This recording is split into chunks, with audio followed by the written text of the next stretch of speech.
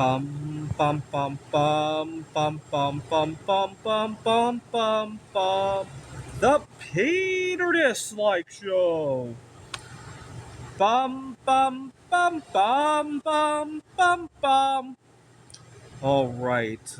I've been in Taiwan a little bit over a month now. This time, and the big highlight of this trip has been uh, getting involved in dating Taiwanese girls, right? I went to a speed dating event. I used a couple of apps, and also I some of the people I live with at the hostel are long-term residents. I asked them to set me up on blind dates. I offered a reward just like I did back home, but funny thing is that people here often don't think it's right to take. I'll talk about that in a moment, but I realized how broken dating is in the United States, and so it's here in Taiwan. Dating here in Taiwan has made me realize how much time I wasted back home in the United States. Time and money, actually. Give you an idea of how expensive my dating life has been. I was going to ask. I teach at a community college. I was going to negotiate my contract and ask them if I could have a meal plan along with my pay. They can't raise pays; it's frozen at the moment because of budget issues.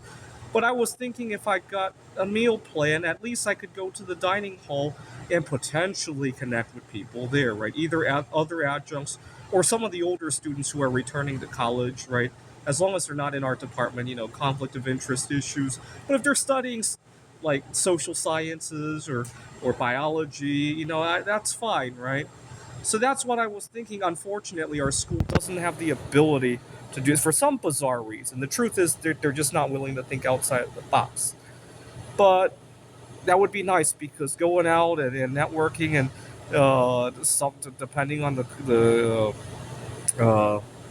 the crowd that I hang with has become extremely expensive. I was looking back, 2025. I hardly accumulated any investments this year. It doesn't help with the tariffs and all the other stuff going on, and the fact that I kind of pivoted careers.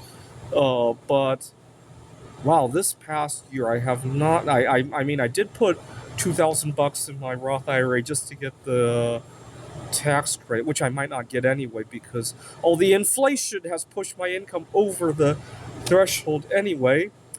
Other than that, I haven't accumulated. In fact, I've lost a bunch of bismuth and silver because I gave them away as part of the reward program.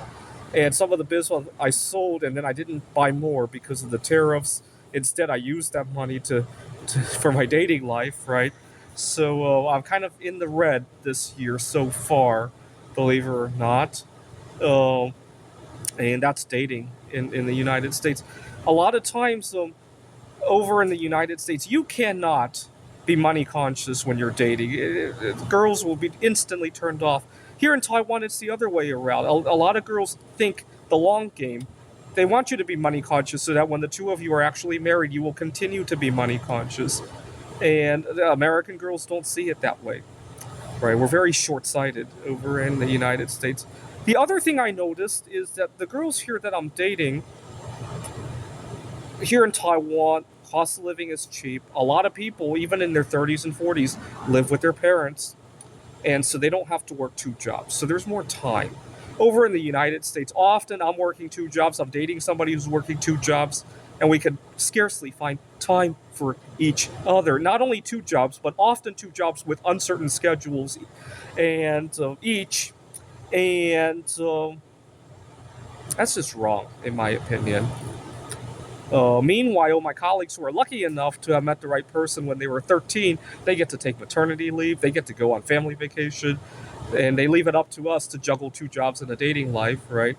That's just really broken institutions. Now, the girls that every girl that I've dated here has lived with their parents, right? Well, there was one girl who's studying here from Vietnam. She's going to go home to Vietnam and crash with her parents again, and so she doesn't have to juggle two jobs. Uh, Now, another thing is that because so many people live with their parents here in Taiwan, I was a little bit surprised we're discussing minimum wage, and there's a lot of discussion on that. So I decided to look up how much somebody at the 7-Eleven could make here in Taiwan, right? I was thinking if I need to pivot my career and I need to take a job at 7-Eleven while I look for a professor job, I was kind of curious, right?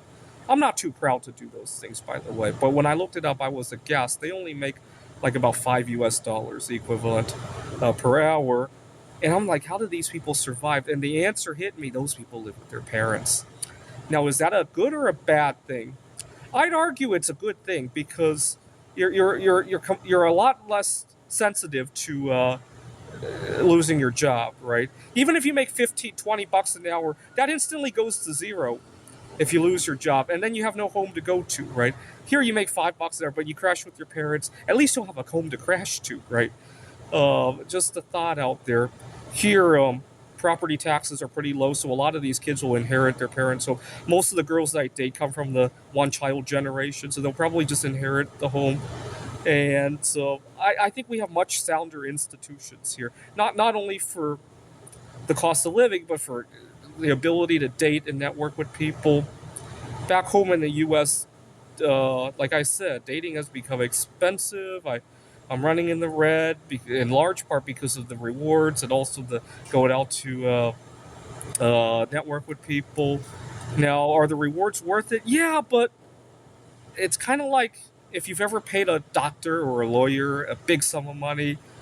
Was it worth it? Sure, but it broke the bank, right? Here in Taiwan, dating has become a team effort. So I offered the guy a reward.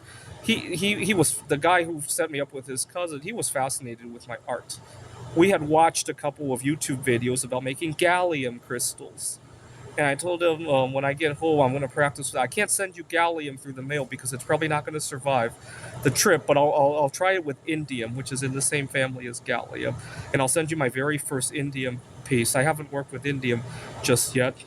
And he said, oh, no, don't bother with that. And he said that he felt it was wrong to take a reward because dating is a race, a human race matter, right? We're help our brothers out, and he told me the only reward he wanted me to give him was to pay it forward and to help somebody else after I settled down, and so. And later that day, I went out to get some. I drink non-alcoholic beer. I insisted he try one of the non-alcoholic beers that I got. So that was the cheapest reward I ever gave. One non-alcoholic beer, right? Compared to all that silver, bismuth. I was gonna give this. I had a. I was going to a meetup group. It was hosted by a Filipino girl. She was in her 40s, 50s, but she had a daughter who might have had some friends, and so I was gonna give her. She's also Buddhist. I was gonna give her a small, half ounce to 1 ounce gold Buddha, because she knew about the Yamashita's treasure, and so I didn't tell her what I said. You know what? I'll give you a small one, but I'll give you a really good medal. But I didn't promise her the gold because I wasn't sure what direction the price was going to go. This was right when Trump was elected. Gold prices were crashing, and I was hoping they were going to crash to like 1,000 to 1,500. I was kind of daydreaming. They went the wrong direction, so instead I gave her a silver one, a slightly bigger silver one. Instead, about 7 to 10 ounces or so, and so, like I said, 7 to 10 ounces of silver versus one beer here in Taiwan. But I mean, it's worth it. If you got airlifted to the hospital and you had to pay a $10,000 medical bill, was it worth it? If you got wrongfully charged with murder, was it worth paying $100,000 for a lawyer? Sure, but it breaks the bank still, right? You'd rather pay 50 cents for it, right? Actually, that difference is kind of like our medical bills too, right? All right, thought I would mention the differences in our institutions and how it relates to dating. This is the Peter Like Show. Bum bum bum bum bum bum bum bum bum bum bum bum. The Peter Like Show. Bum bum bum bum bum bum bum.